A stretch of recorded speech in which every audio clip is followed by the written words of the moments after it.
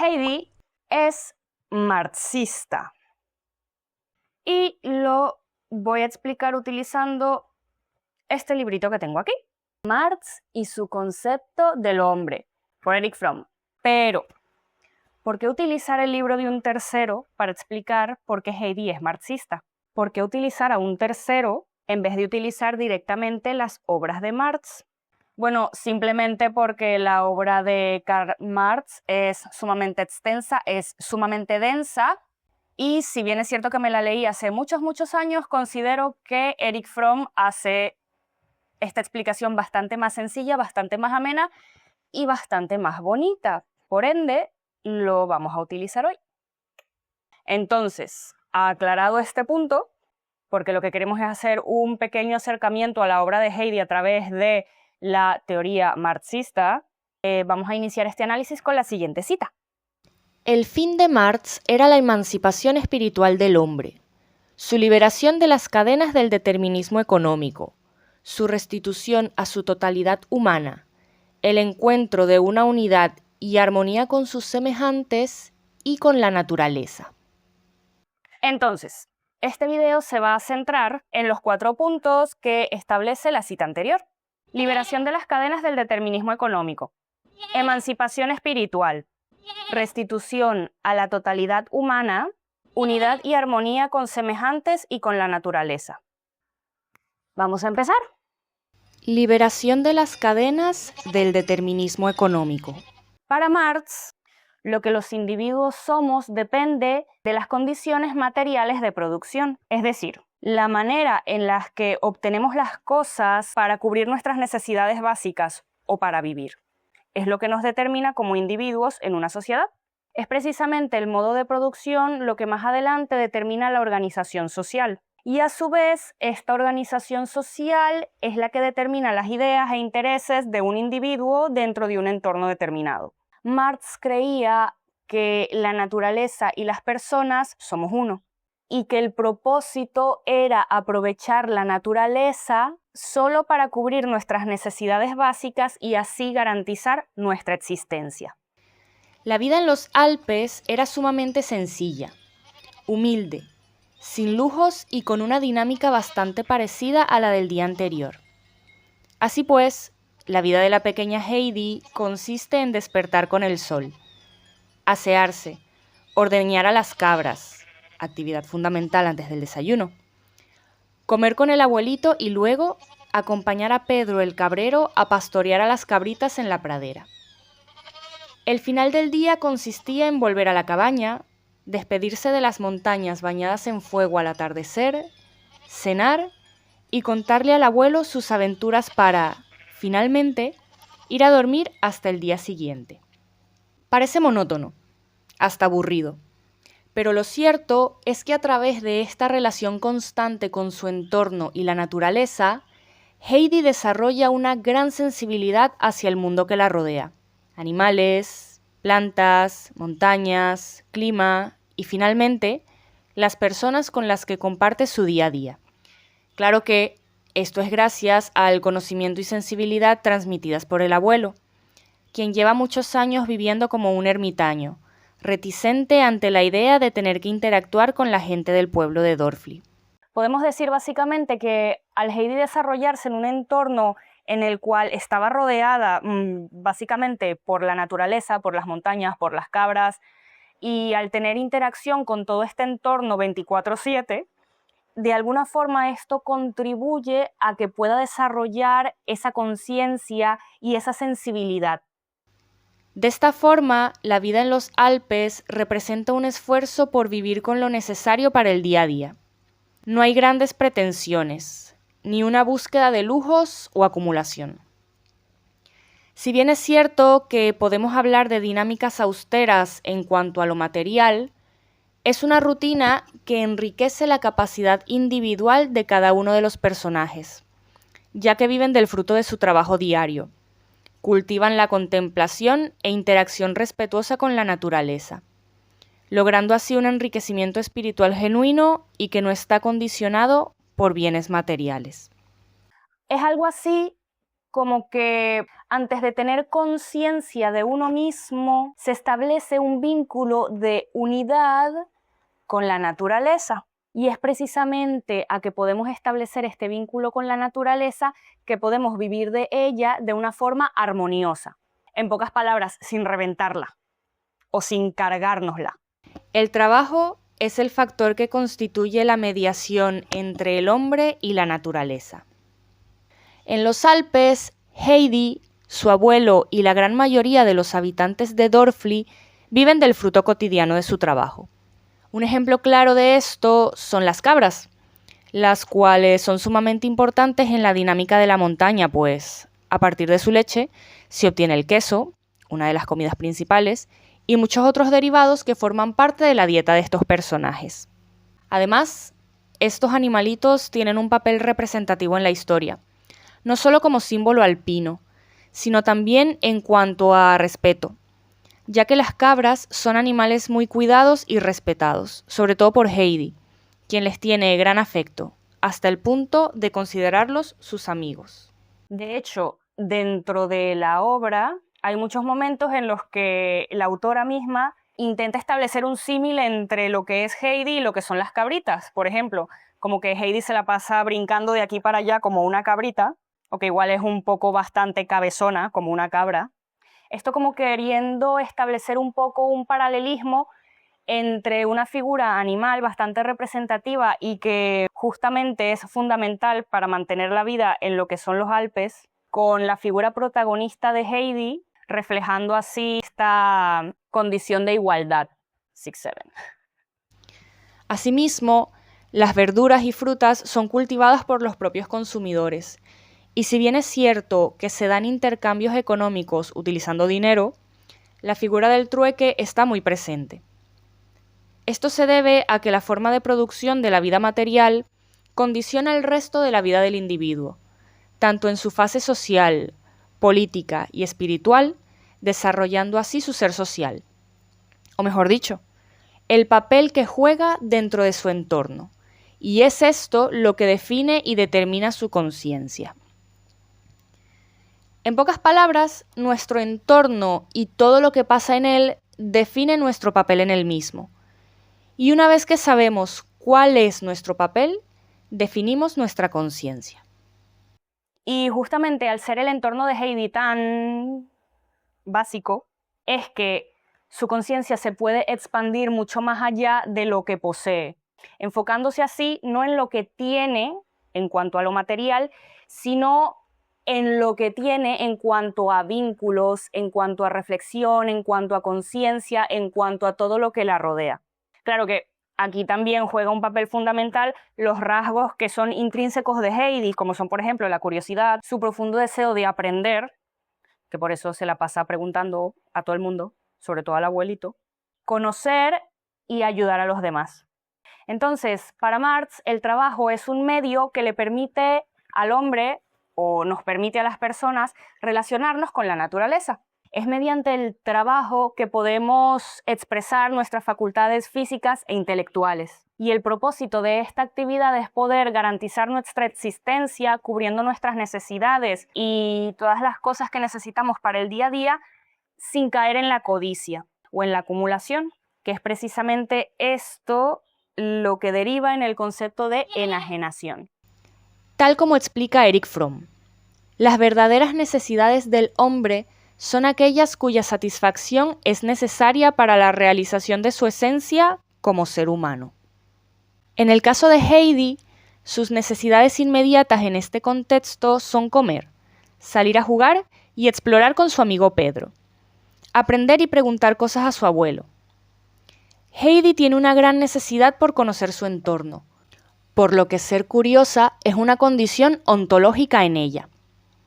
La observación y reflexión también son actividades que realiza con frecuencia, a pesar de ser tan pequeña, ya que siente fascinación por el imponente paisaje que la rodea y todo lo que constituye, convirtiéndose lentamente en parte de su ser. Emancipación espiritual del hombre. El hombre debe ser siempre un fin en sí mismo y nunca un medio para realizar un fin. Después de vivir unos años en los Alpes, Heidi ya es una experta en cuanto a vivir allí, ¿vale? Sabe cuál es la rutina que tiene que tener, cada día es un nuevo descubrimiento para ella y por primera vez en su corta vida siente que tiene un hogar. Podemos decir básicamente que Heidi ha llegado a un punto de su corta vida en el que se siente plena, vive en un estado de plenitud. Y es precisamente esta plenitud la cual está ligada al entorno en el que se encuentra, que va potenciado también por su condición de niña de 9 años. Ha aprendido a cultivar la compasión y ha aprendido a cultivar el servicio hacia los demás, especialmente hacia los que más quiere, como su abuelito, la abuelita de Pedro y las cabritas. Sin mencionar que también ha desarrollado una personalidad contemplativa.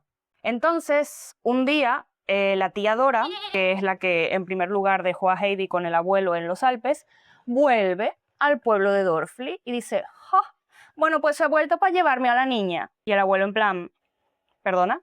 Y ella, no, claro, porque es que ya tengo un buen trabajo en la ciudad de Frankfurt y le he encontrado una buena oportunidad a Heidi para que sea la acompañante de una niña parapléjica, Clarita Sesemann, y bueno, para que la acompañe, para que la divierta, porque esta niña de ciudad pobrecita está muy solita, está muy enferma y bueno, es muy miserable. Entonces, esta oportunidad es planteada por la tía Dora como una oportunidad de oro porque a cambio de acompañar a una niña millonaria, básicamente, pues Heidi va a poder aprender a escribir, va a aprender a leer, va a aprender maneras, va a aprender cómo educarse como una señorita de ciudad, lo cual para una campesina abandonada en las montañas de los Alpes es como, oh wow, Dios, increíble. Sin mencionar que obviamente tendrá techo, comida, o sea, además de sus necesidades básicas, tendrá un super plus agregado que es el estatus. Sí, en pocas palabras, una vida resuelta. Entonces, claro, al principio el abuelo claramente se opone. El abuelo ha vivido mucha mierda, ha vivido guerras, ha vivido el juicio de la gente por escoger una vida determinada y lo típico que la gente te juzga. Y el abuelo dijo, mira, ¿sabes qué? A tomar por culo todos ustedes, yo me voy a mi cabaña, a mi montaña y que os den. Entonces, claro, al principio el abuelo dice, no, tú a mi niña no me la vas a pervertir llevándola a la ciudad porque tal.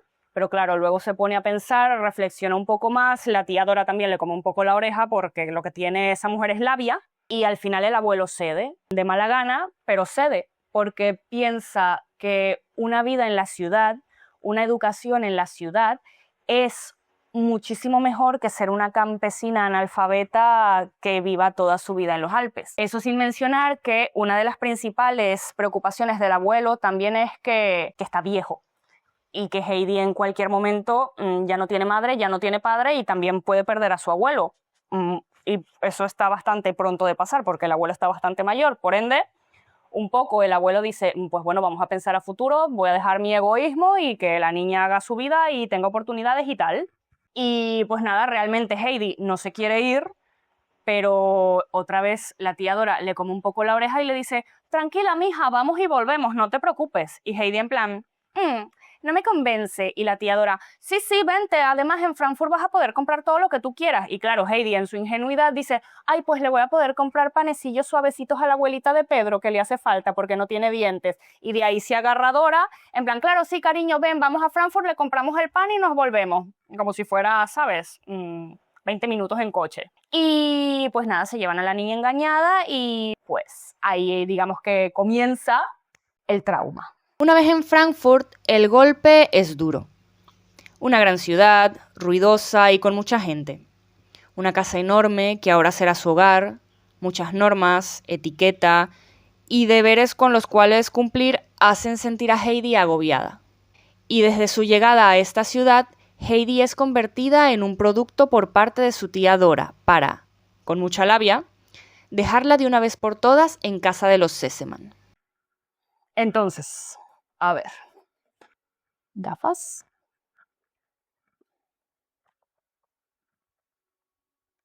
Ajá.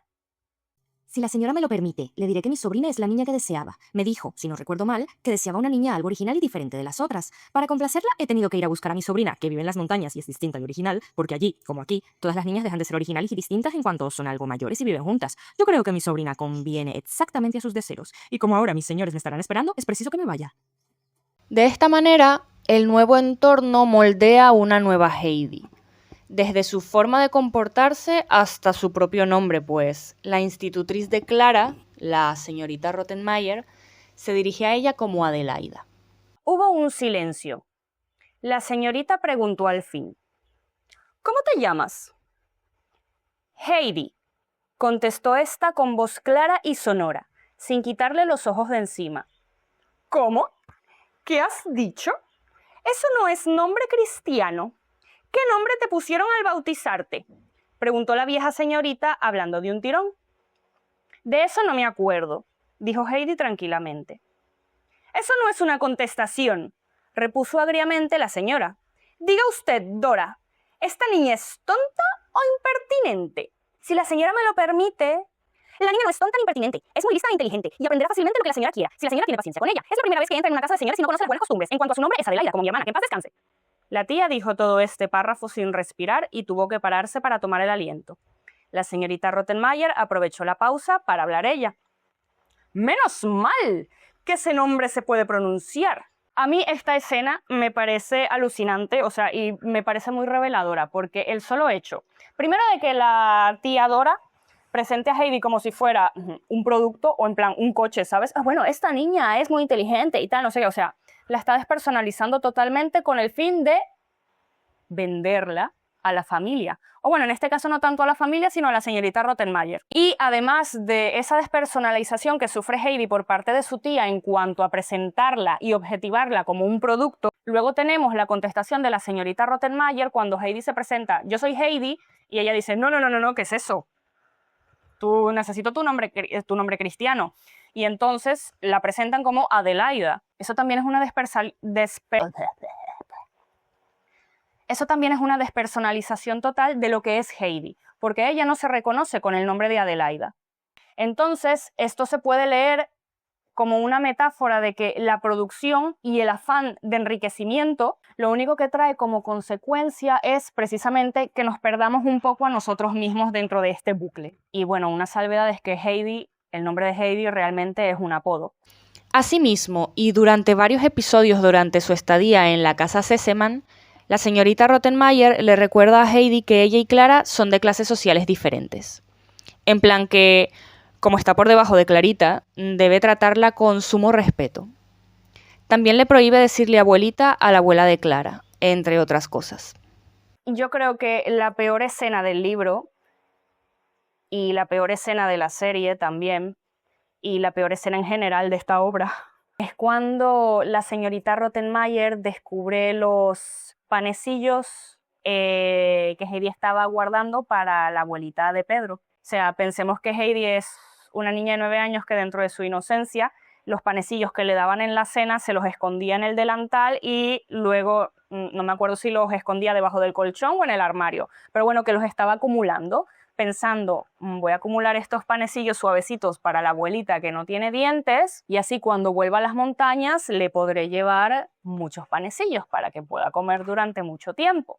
Entonces, claro, cuando la vieja Rottenmeier descubre esto, primero se horroriza y segundo, la orden es tírame esos panecillos. Y claro, en el proceso de que Sebastián está sacando los panecillos del armario, la señorita Rottenmeier también descubre el sombrerito de paja de Heidi, que es un sombrerito con el que ella está muy encariñada porque es el sombrerito que la ha acompañado toda su vida. Y la señorita Rottenmeier también dice, ¿qué es esta porquería? Tírala también. Y entonces, en ese momento, es cuando Heidi se rompe por primera vez. Y claro, al final es un poco una metáfora de que no solo estás cortando a la fuerza ese vínculo que ella mantiene con una persona a la cual ella quiere muchísimo, que es la abuelita de Pedro, sino que al mismo tiempo que la señorita Rottenmeier decide tirar el sombrerito de paja, es como tirar a la basura toda esa parte de Heidi que vive en las montañas. O sea, es básicamente acabar con lo que ella es, porque al final del día ella ha sido una persona que se ha configurado dentro de las mecánicas de las montañas. Su forma de ver el mundo es muy diferente al de una persona que vive en la ciudad. Entonces es algo así como que Rottenmeier es una representación de ese sistema cruel que te obliga a renunciar a ti mismo y a todo lo que amas para que te puedas integrar. Aún así, la pequeña Suiza sigue manteniendo su esencia. Aprende a escribir y leer, e incluso aprende sobre la religión católica, con ayuda de la abuela de Clara. Se relaciona con Clara hasta el punto de ser como hermanas, y el señor Sesemann se encariña tanto con ella que decide adoptarla. Pero esto solo significa la renuncia total a su antigua vida en los Alpes. Pero claro, es verdad que son tiempos muy duros dentro de la ciudad de Frankfurt, pero tampoco podemos decir que Heidi fue solamente infeliz, porque más allá de la señorita Rottenmeier, que es una desgraciada, es verdad que Heidi logra crear un vínculo muy profundo y muy fuerte con Clara. O sea, se vuelven amigas y desarrollan una amistad tan profunda que prácticamente parecen hermanas. O sea, Heidi logra compartir un poco su mundo con Clara y Clara la ayuda precisamente a entender cosas del nuevo entorno y del nuevo mundo en el que Heidi se encontraba en ese momento. Posterior a eso tenemos la llegada de la abuelita de Clara, la cual le enseña a leer y le descubre un mundo nuevo a Heidi a raíz de la lectura. Heidi ha traído una gran mejora en la salud de su amiga, alegría en la enorme mansión y a cambio ella ha recibido educación, amistad y amor. Pero aún así algo le falta. Extraña a su abuelo, a Pedro, las cabritas, pues su vida y su verdadera esencia está en las montañas, con el sol y con el viento. Entonces, claro, cuando ya Heidi entiende que no va a volver a los Alpes, cae derrotada. Es que al final es un poco una derrota para ella, o sea, su cuerpo sucumbe ante toda esa tristeza que había estado aguantando 2 años. Y claro, a raíz de todo esto, pues empieza a desarrollar síntomas como sonambulismo, extrema delgadez porque dejó de comer, no dejó de tener apetito. Y bueno, básicamente es diagnosticada con nostalgia por parte del doctor de la familia Sesemann. Por lo cual, el señor Sesemann habla con su hija y toman la decisión de enviarla nuevamente a su hogar. Es aquí donde se establece un punto de quiebre en la historia y podemos ver el debate moral del señor Sesemann en cuanto al bienestar de Heidi, ya que, si bien es cierto que la niña ha traído felicidad y bienestar a su hija Clara, no quiere ser responsable de la muerte de Heidi al ignorar su deseo de regresar a casa, enseñándonos mediante su decisión de llevarla de vuelta que esa niña cuyo propósito impuesto era acompañar y hacer amenos los días de su amada Clara, es una persona con un pasado, afectos y deseos. Y por respeto a su humanidad, lo mejor es dejarla ir. Es en este punto de la obra donde la autora, Johanna Spyri, nos recuerda que Heidi no es un producto. Heidi es una persona que, a pesar de su contexto socioeconómico, ha sabido mantener su esencia. Y precisamente por saber mantener su esencia es que necesita volver a ella, volver a sus montañas, volver a su hogar, ya que de lo contrario su integridad es la que está en riesgo. Restitución a su totalidad humana. Las circunstancias hacen al hombre y el hombre a las circunstancias. De esta manera, un nuevo episodio en la vida de Heidi comienza, el regreso al hogar.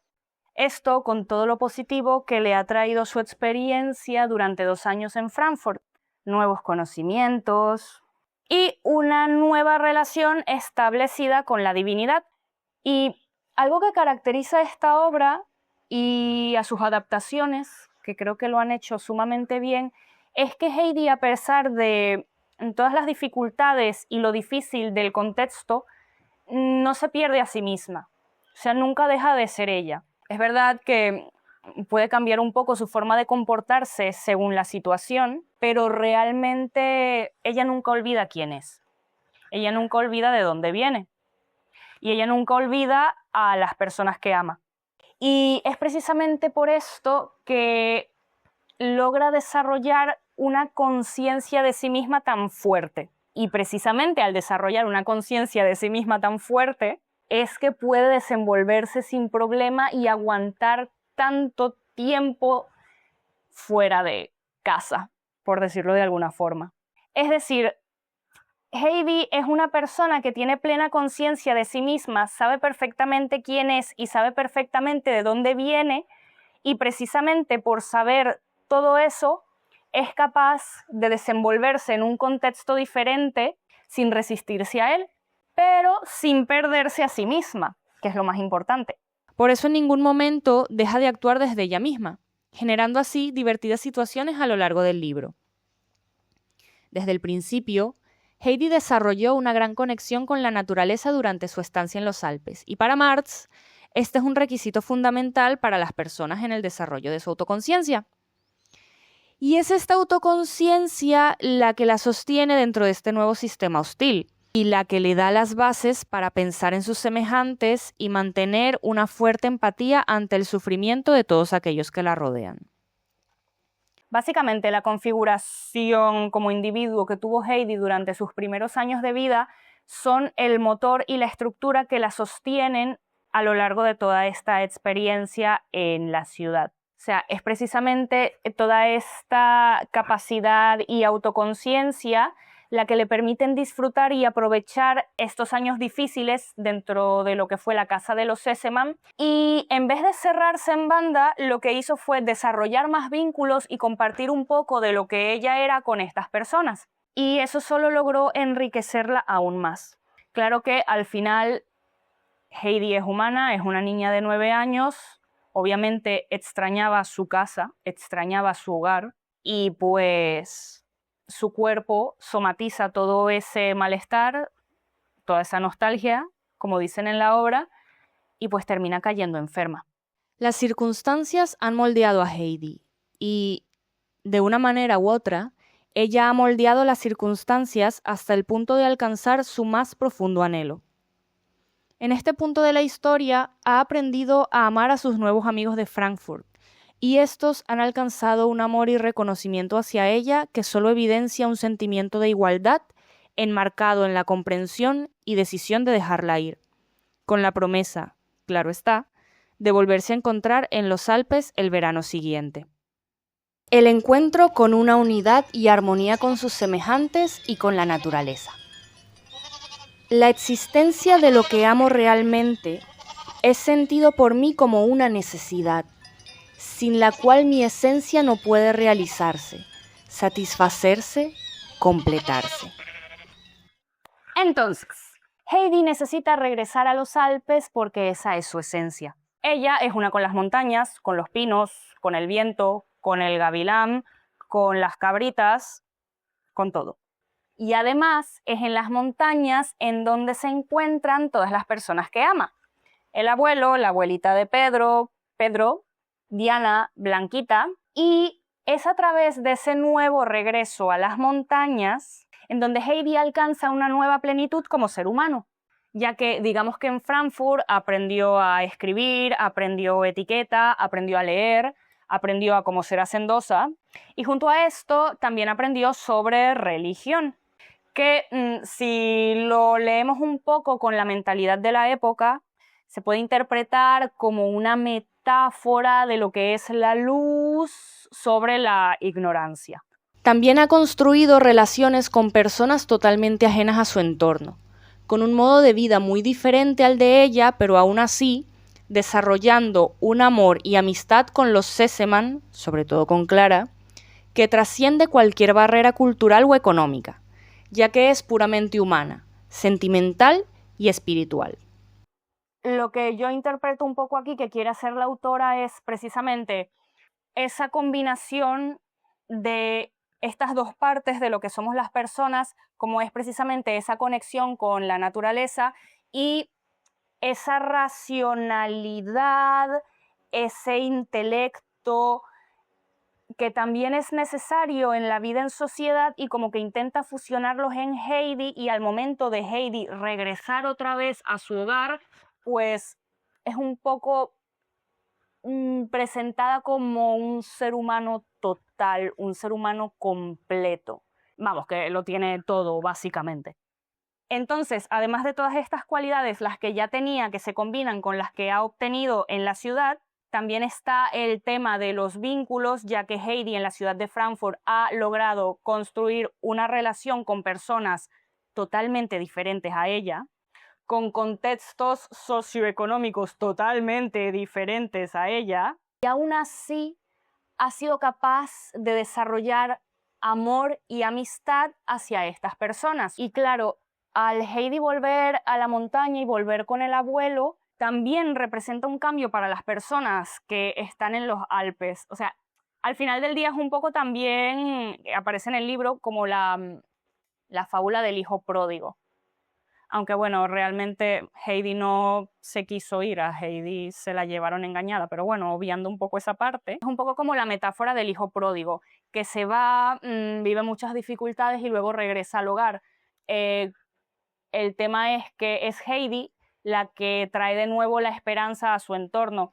Pedrito es muy feliz porque su amiga vuelve y de hecho es una escena muy bonita cuando la vuelve a ver y le dice, hey, entonces mañana subes conmigo a las cabras, a llevar a las cabras. Y Heidi, sí, tranquilo, güey. Es en plan, es muy bonito, como si nada hubiese pasado.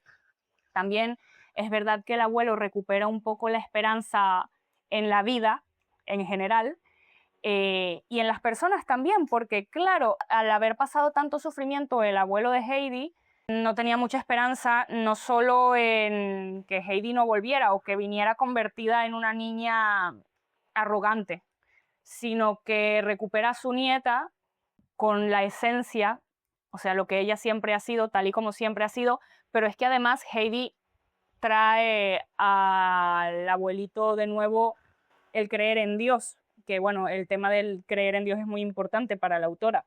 Y como que el abuelito se arrepiente de sus pecados y es como un empezar de cero, esta vez ahora sí todo guay, todo chachi, voy a la iglesia, me confieso, tal.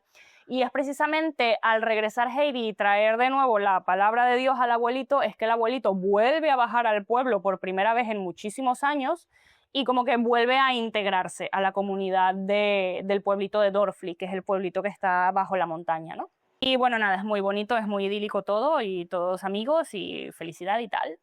Guay. Y bueno, también el hecho de que Heidi vuelve a casa de la abuelita de Pedro y ahora que sabe leer, le puede leer, le lee salmos, le lee la Biblia, le lee historias y eso hace muy feliz a la abuelita de Pedro, que recordemos que no puede leer ni pues está muy malita y además está ciega, entonces es un consuelo al final.